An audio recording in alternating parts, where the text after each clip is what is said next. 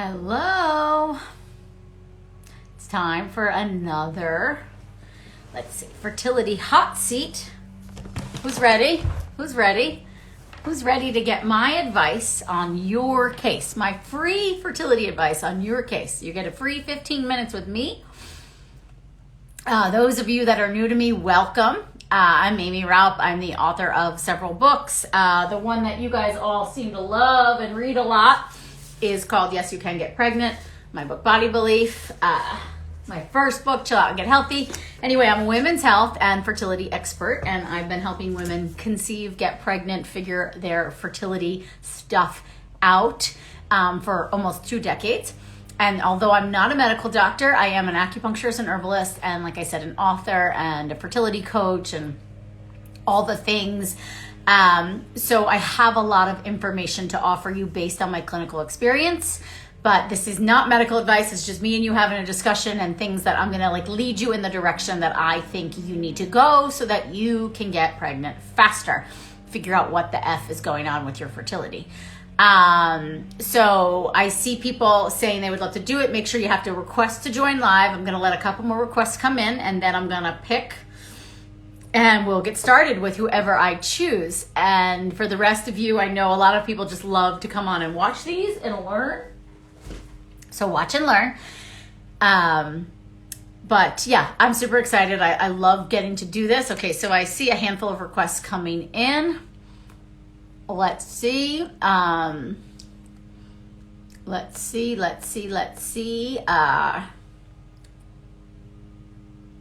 Okay. Let's see. Oh, okay. Let's see. Who should I pick? Okay. I'm going in. I just chose someone. Let's see. Let's let them come in. We're waiting for... Hi. How are you? I can't believe it got accepted. You got accepted. It's funny too, Yeah. because there was a bunch on, and then you popped in, just requested. I was like, oh, I'm gonna pick her. I go with my instinct now. I mean, it's such an honor. There's 4 or 5 people, vying to get in every time. So it's and those that didn't get picked, I don't want you to feel bad. I love you guys, and I want to support you. So just keep watching. I do this every other Monday, and So hi, nice to meet you. What's your name? Hi, I'm Rachel. Rachel? Hi, Rachel. Yep. So tell me what's going on. How can I help you? Well, long story. We've been trying for 3 years exactly this April. We've undergone 2 rounds of IVF. Sorry, 1 round and 2 transfers. 1 fresh, 1 frozen, and they both failed. And up to this point, we're completely unexplained. We've never had a diagnosis. Okay. It makes it more frustrating because they seem to be doing. Tell me about the transfers. How many did you get with the? How many did you get with the IVF? How many? We got 12 eggs. Okay. And then 9 fertilized. With normal IVF, and we got 3 embryos, 2 frozen, and one we transferred on day 5. So 3 PGS tested embryos, or 3? No, they weren't tested. So they're just day 3s or day 5s? Day 5s. Okay. And how old are you? 32. Okay. Okay. And did you, so no, not even a chemical, right? Nothing happened? Nothing. Okay. No. And we've never had a positive in the 3 years as well. Okay. Tell me about your periods. Are they coming regularly? Yeah, pretty regularly. The issue I have, and I've brought it up with many doctors, I have regular spotting before my period. But any day 21 tests I've had have all come back. Healthy? Like progesterone? Yeah, progesterone. Yeah. It's fine. Okay. Do you get any cramps or clotting with your period? Yeah, I'd say the first day I get a lot of cramping, But since I've started acupuncture, funnily enough, I've had less pain. Good. That's not funny. That's how acupuncture works. Okay. What about how heavy is the bleeding, like on your period? The first 2 days, I'd say pretty heavy, not very heavy to the point where I'm filling pads, but and then it sort of tapers off then after 2 days. Okay. So how heavy is heavy? Like how often are you changing a pad? I'd probably say, but maybe twice a day. So the first 2 days you change a pad twice a day? Yeah. Like a super or a regular? Just regular. Okay. That's a light flow. Okay. Right. Okay. And then any clots in that? Only tiny. I wouldn't say they were normal. bigger than a dime, as you say. Yeah, those are normal. Okay. And what's the typical color of the blood? Funny. Well, since I've started the acupuncture, it's become more bright red. Good. But the spotting is usually, not to sound too graphic, but it's like brownish. Yeah. Okay. Yeah. Okay, brownish. And is there any cramping with the spotting? No. Okay. Not How about cramping with ovulation? Yeah, I had noticed I get and it tends to be on my right side actually. Yeah, like a dull cramping, but nothing painful. And you see good cervical mucus with ovulation? Yeah, most of the time, yeah. Okay. And it's good sex drive? Yeah. And no pain with sex? No. Okay. And has anyone done like a saline sono on your uterus? Yeah. So okay. I've had the hysterosalpingogram, is it? Yeah, that's it. That was it. Showed the tubes were patent. Tubes are open. But has anyone done like a sonogram inside your uterus to look for like fibroids or polyps or anything like that? No, but on that HSG, they picked up a tiny fibroid, but I think it was like 0.8 millimeters. Okay. Okay. But I haven't had any. 0.8. Okay. Did you have pain with the HSG? Was it painful? Afterwards, yeah. It was very painful, cramping wise. But during it wasn't that painful. Okay, but afterwards, cramping. Yeah. Okay. And then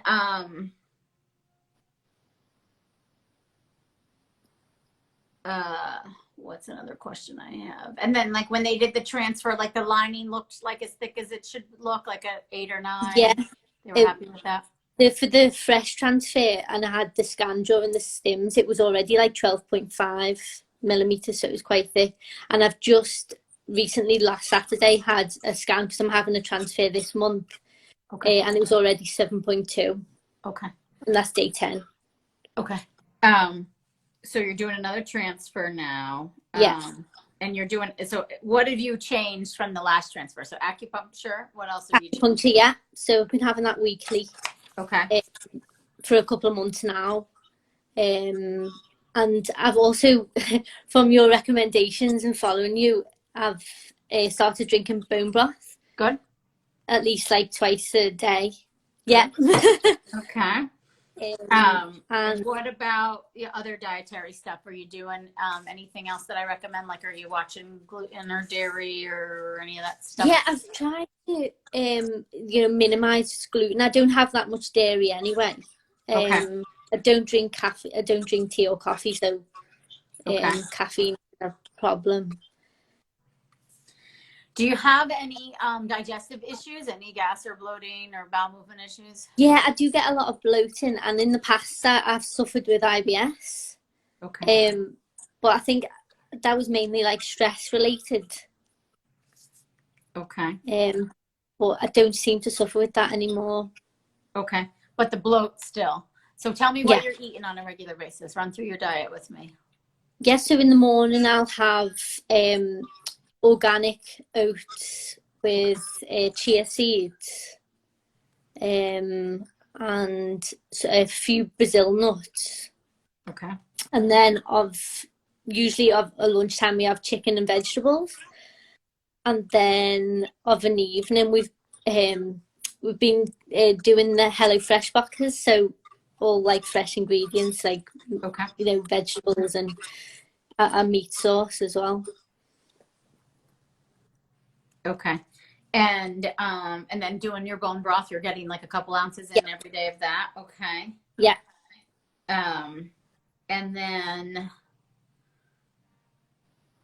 what about, so when do you feel the bloating? Is it mainly all day, or does it happen after you eat breakfast? Yeah, usually, yeah. I'm fine like first thing in the morning, but once I've eaten, yeah, I'd say. Can you try a different breakfast instead of oats? Can we try like eggs and spinach or something like that and see if you feel better? Because maybe it's the grains, maybe it's the oats. So maybe switch to eggs and a green vegetable. Right. And then the Brazil nuts are probably fine, but I would also check too. So so some things I'm thinking about, and again, not to diagnose you because I can't do that over this, virtual thing, and I'm not a doctor, but like the cramping after an HSG always makes me think that there might be some mild endometriosis happening, because endometriosis grows like cobwebs, and it like can attach to like the uterus and the fallopian tubes and like the bowels, and do you get like diarrhea or loose bowels before your period? I used to actually, more so before I started the bone broth, and I started supplementing with L-glutamine as well. Good. Okay. Yeah. So when I think of endo, then you could think of like, okay, so it's an inflammatory disease. It could compromise egg quality. It could compromise uterine lining. Like it could, egg and sperm might not be able to meet. And like, so now we know you guys can make, embryos that are growing out to day 5, which is great. So I would think about like, okay, so how anti-inflammatory can I be, like moving into this next transfer, and then hopefully it works. But then if not, we have to do another retrieval, right? Or whatever that, all that looks like. The drill. So I would almost think about the recommendations I have in this book too. But just generally speaking, looking at your diet, I would add in more vegetables. So like get your servings, like 6 to 8 vegetables a day, servings of vegetables a day. So it's like half a cup. So it's like 4 cups a day of veggies, ideally cooked. I think the green veggies are your best friend to help clear out if there is an inflammatory kind of situation going on. And that might be the biggest thing. And then also with your fish oil, make sure you're taking like 3 grams of fish oil going into this. Okay. Yeah, taking fish oil, omega-3. Yeah. Okay. And how many, like 3 grams a day or about? Do you know? Is that about 1,000 milligrams? Yeah. So I would triple that. I would triple that. So 3,000 milligrams a day of fish oil, good quality. Make sure it's mercury free, all that. Yeah. So I would do 3,000 milligrams of that. I would increase your veg, continue with your bone broth, continue with acupuncture. Clear this with your doctor, but I would also consider a baby aspirin with transfer to see if it helps with healthy blood flow, just to help for implantation. Yeah. And what am I missing here? Castor oil packs leading up. Like, we don't have time to do an endometrial biopsy before you go in and do this transfer, do we? No, we suggested that, but I think they said that's only really explored once you've had 3 failures. Like you have the fucking time to fail 3 times. Like, Jesus Christ. So, okay, so we can put that on the to-do list for next time, or you could get aggressive and say, no, I'm not doing a transfer until you do a biopsy. I mean, that's up to you. But that's like one thing I would definitely strongly urge, to make sure there's no infection or inflammation that could be causing implantation issues. But I think between now and the transfer, to just think about like, okay, so I'm going to do all the things I can possibly do to reduce inflammation to make this transfer successful. Because say there was endometritis or signs of inflammation in the uterus, you could feasibly treat it too, just with diet and lifestyle. Then I would also consider, like, what other supplements are you on? Tell me that. Yeah, so taking a vitamin D spray, like 3,000 IU, is it? Okay. Taking 200 milligrams of ubiquinol, a vitamin C supplement about 500 milligrams, and a folate supplement, and a prenatal as well. Okay. And then the fish oil, right? Yes, the fish oil, yeah, with breakfast and then lunch. Okay. And your D levels have been checked? What are they at? No, they haven't been checked. Okay. Yeah, no. So maybe you increase your D to 5,000. Get it checked though, Okay. too. So Yeah. you can always message me on the back end for a repeat of this, but I will go up to 3,000 milligrams of the fish oil, increase your D to 5,000, increase your vegetables. And then there is something I like to, it's like a broccoli sprout extract. You take it in pill form, but it really helps clear out if there's like, it helps the liver basically do its job of clearing out the toxins. That's how I would look at it. So broccoli sprout, I would add that in. Where are you? Are you in the States or no? No, the UK, Liverpool. I figured with your accent, but I didn't know for sure. I don't want to jump to conclusions. Okay, so yeah, I would do the broccoli sprout. That's easy to find on like your Amazon. Like find an organic broccoli sprout powder extract. Just take as directed. Okay. Add that into the mix. Increase the veg, the fish oil, the baby aspirin. Talk to your doctor about it, or do what feels right for you. But like someone in your treatment plan should know that you've decided to take that. Don't take it until after its actual transfer day. Okay. Continue with the acupuncture, and talk to your acupuncturist too between now and then of like some Chinese herbs to build your blood, improve blood flow. Okay. Are they an herbalist, the acupuncturist? Not sure. I'd have to check. Yeah. Because it's like I sense a little blood stagnation and like blood deficiency. Those are the terms I would use. And so some kind of herbs to support, like, because even if it's 2 weeks before the transfer, it still would be helpful. Yeah. Castor oil packs before the transfer too. Yeah. The castor oil. Okay, good. And then, I think you go in as planned, but so you want, and then do you have any other, like, as I call them, red flag symptoms? Yeah, I was going to say that. Yes. I know you mentioned about few ladies that you've spoken to. When they have skin issues, and I do suffer with eczema. Yeah. Yeah. It has cleared up. I used to get a lot on my neck, and since doing acupuncture, that's cleared up. But I don't know if you can see on my eyelids, it persisted. So the fish oil increase will help, but then I would also like really consider like this style diet, which you're kind of already doing. So it's like really taking out the oats. Okay. Like doing the broth like you're doing, and basically your meals are just like protein, vegetable, and a good quality fat. Like, but I would do like ghee or coconut oil or olive oil, avocado. Yeah, I cook with coconut oil. Yeah. And I would pay attention to nuts. Like try not to, a lot of people snack a lot on nuts. Nuts can be really, the lectins in there, and beans can be really inflammatory. So I would consider even like you have time of like, okay, I'm gonna drop the oats, I'm gonna drop the nuts, because you can still get selenium like from the Brazil nuts, from other food sources, like if you did oysters or even liver. I'm a big fan of liver. You could eat liver. That's another thing that I've started. I took liver pills. Okay, good. Grass fed, from your recommendation. So stay on those, but I would almost play around a little bit, like to see what makes the bloat go away and what makes the eczema better, because those are answers for you for inflammation. That's how I would look at it. Yeah, and then and then try all the things we talked about, and I feel like you'll do it. And if this transfer doesn't work, then I think it warrants further inspection of like you do the endometrial biopsy. I think they call it the receptiva test, where then they can also check for endometriosis. That's what I would do. Emma, Alice, and exactly.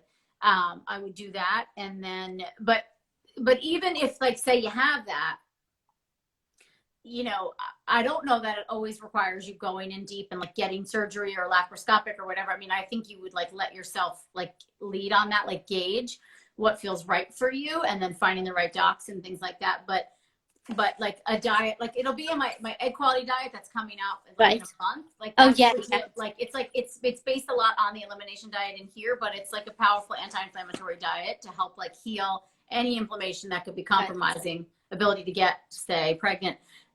That's where I would go and focus and be like, okay, I'm gonna do this for like the next 3 months, like solid. And then we go in and we continue to try naturally, but then we go in and maybe do another retrieval and see.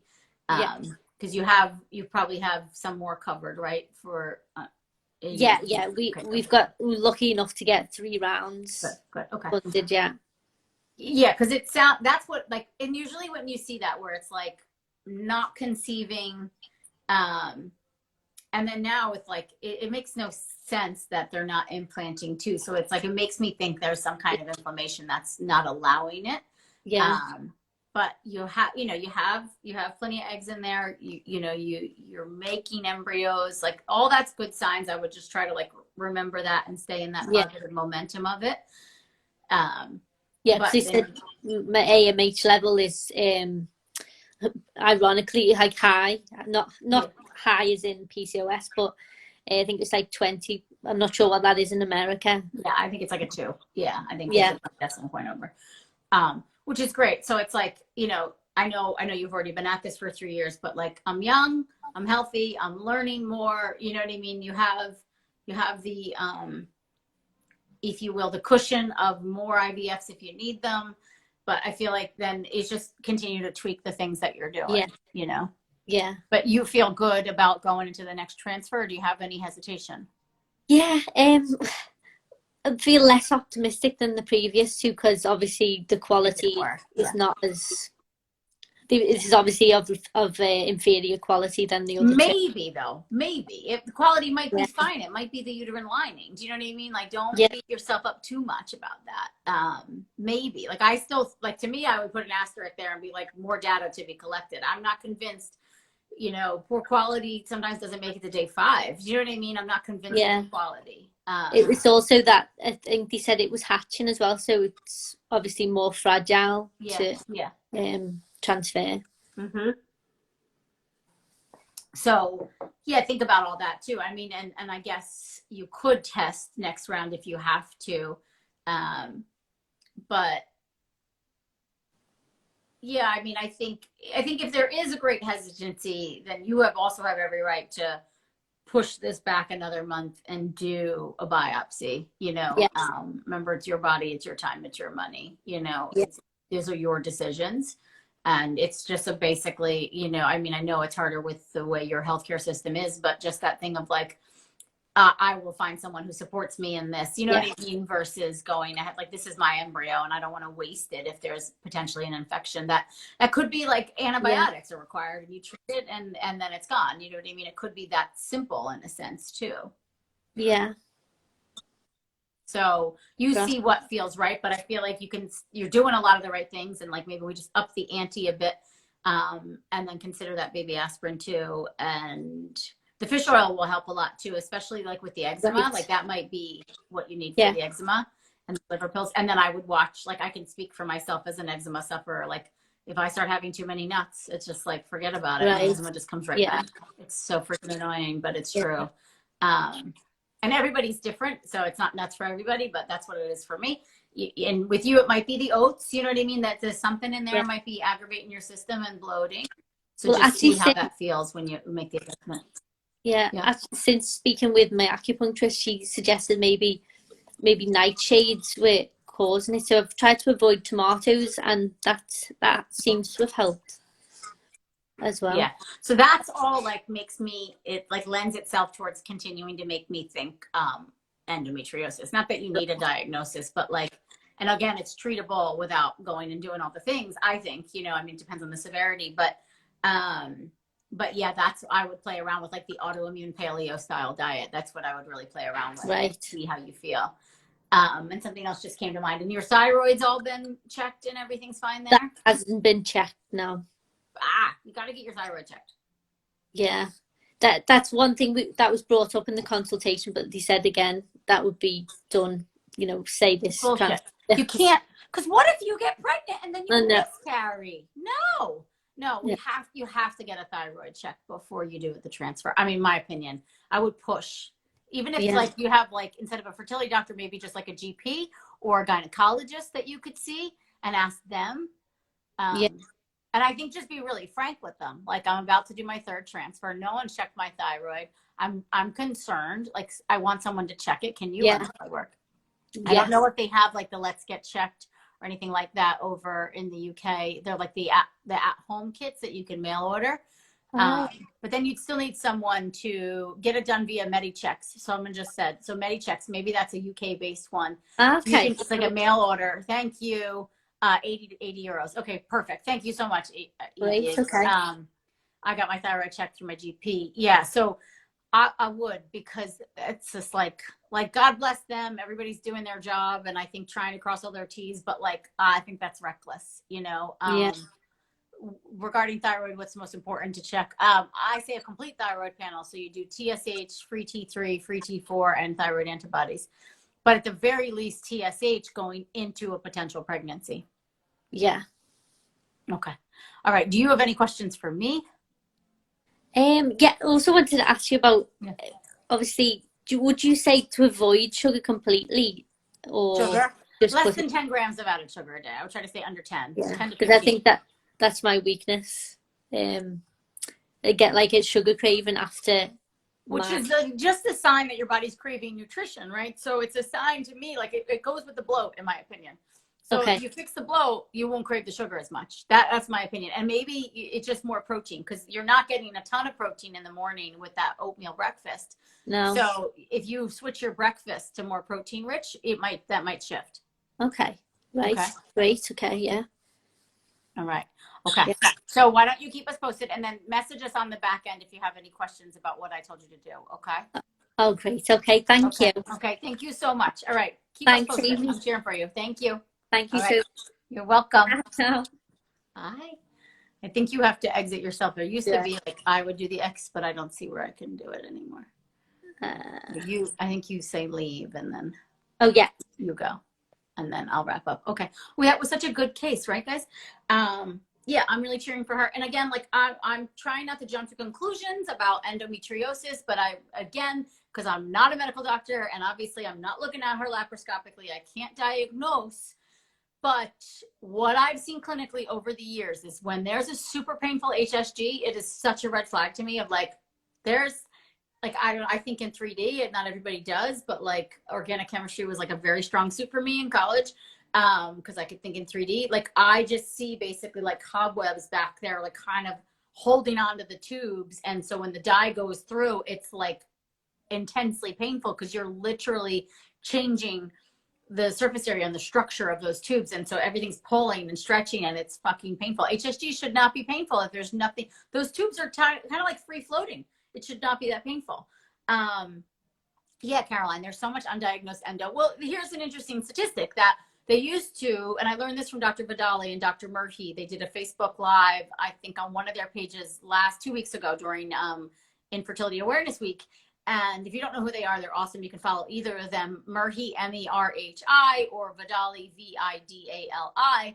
He's an endometriosis specialist. But when he went to school, medical school, they standardly did laparoscopy on every single woman going through fertility challenges to rule out endo. And then by the time Dr. Murhi got to school, they didn't do the laps anymore, because they found that upwards of 50%, 50 women had endometriosis. So they just said, oh, well, we'll just bypass it with IVF. So we don't need to do the laps anymore. We'll just send them right to IVF.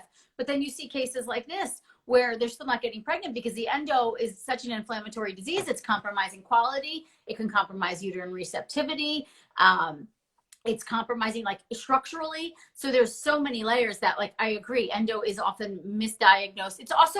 It's aggressive though to be like, I think you have endo, you better go get laparoscopic surgery. Like, that's a lot to take in for a lot of people. So there is, like, now there's these newer tests like the endometrial biopsy test, where you can see within like an 80 to 90% accuracy of whether or not there's endometriosis going on. And Dr. Vidali would say, like, hands down, though, the best way to diagnose is you got to go in laparoscopically. And I do trust him, and I do think he is absolutely an expert in that field. So if you think you have endo, like, he is the guy to follow.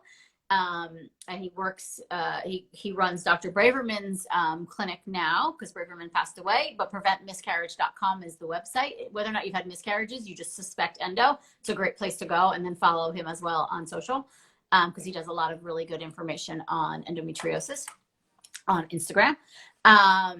Yeah, had to have four more miscarriages before referred to laparoscopically. Oh my God, I'm sorry, sweetie. My sister had recurrent miscarriages, secondary infertility, 10 hours, 10 years before diagnosis. Yeah, it's bullshit. I agree. So for me, it's HSG is advisable if you do have endo. Well, I think everyone gets an HSG if at some point they've been trying for a while and they're not getting pregnant. It's like the first line of defense. Every fertility doctor will do it. So for me, it's not necessarily that I'm recommending, although I think if you haven't had one and you're trying and you're not getting pregnant, it is something you should get done, because it just tells us if the tubes are blocked, you're not going to ever get pregnant. So we got to make sure those tubes are open. Caroline has an appointment with Dr. Vidali next Monday. That's amazing. Have you seen elevated iodine after HSG? No, I have not. I think you just want to help your body process out the dye, basically. So green vegetables are the best for that. My liver support soup or my liver support juice in here is like one of the best things to help your liver detox. Castor oil packs as well. Learned a lot about treating inflammation. Good, Jen. I'm excited. Let's see. Yeah, I have a full test of all the recommended full list of all the recommended tests I recommend in my book, Yes, You Can Get Pregnant. So get that. And yeah, I feel like that's everybody's questions, but that was a great case. And I feel like super educational for so many of you. And that, like, it's another good case. Like, this is the whole reason I'm writing my next book, The Egg Quality Diet, or actually have written it. We're waiting on a couple final things, like one last round of edits, and then it's going off to print. I can't fucking wait. So it'll be available for you guys on June 13th. So keep your eyes and ears out. We also are going to have a really amazing free video series that I'm going to launch as like a pre-order bonus. So if you guys pre-order my book, you get this incredible free video series from me. It's 5 videos. I just recorded it last week. Very excited about that. But and one of the videos I specifically talk about like exactly what Rachel is doing. Like, she is eating a very clean diet with very little gluten and very little dairy and no soy, and she's doing organic, and she's drinking her bone broth, and she's still not getting pregnant, and she still didn't have successful IVFs. What the fuck, right? So there's something missing there. And it's because it's like not the macros are off. So there's not enough protein, veggies, or fat. The macros are off. And there's still some inflammatory food. So she still has symptoms. She gets bloating. She has eczema, plus some of her other symptoms of not getting pregnant. So to me, it's like, okay, something else is still awry. And diet can help fix that. Certain supplements can help fix that, right? Lifestyle choices can help fix that. So there's so many fertility diets out there, but they are just not broken down the way they need to. And they're too vague, leaving too much room for error, which I see all the time. Oh, I don't eat gluten. I don't eat dairy. I don't eat soy. No, my diet's great. And then they do a food diary for me and they're having like 2 vegetables a day. And I can do that too. If I don't do this, which I had a whole thing of this whole jar was filled with arugula. I poured bone broth over it. So literally, that is, I mean, arugula is probably 2 servings of vegetables in here. But if I don't do that, it's now 2:00 in the afternoon, but if I don't do that first thing in the morning or at some point, like I had my coconut yogurt with strawberries and cinnamon this morning. I had collagen peptides in my tea. And then I had broth with an egg and the arugula. If I don't get that first serving in before lunch of vegetables, it's hard to hit 8 servings a day. It's hard to hit 6 servings a day. So we really have to think this through. And so anyway, that's the whole reason for my book coming out, because I just think there's too much room for error in all the books, including mine, including Yes, You Can Get Pregnant. Like, I should have given you guys 50 days of a diet, and I didn't. So in this book, I'm giving you 100 days of a diet. Like, literally every day for 100 days, you have a meal plan from me, and you get recipes. It's amazing. So anyway, and I'm not leaving you any room for error. I've calculated the macros for you. I've gone ahead and done the recipes for you. I've given you the shopping list. You don't have to think about it. So keep an eye out for that. It'll be a month from, I don't even know, from the 13th. And so Castor Oil, Andrea, there's a website. Just Google Amy Raup and Castor Oil, and you will see my video. It's my most watched YouTube video all about how to do it. There's also a blog post that I have on my website. And Hashimoto's, gluten-free, dairy-free, and any other advice. Follow this. Well, follow my egg quality diet, but until that comes out in a month, this is it. But Hashimoto's, in my opinion, gluten, dairy, and soy should be treated like allergies. Okay, I'm going to go.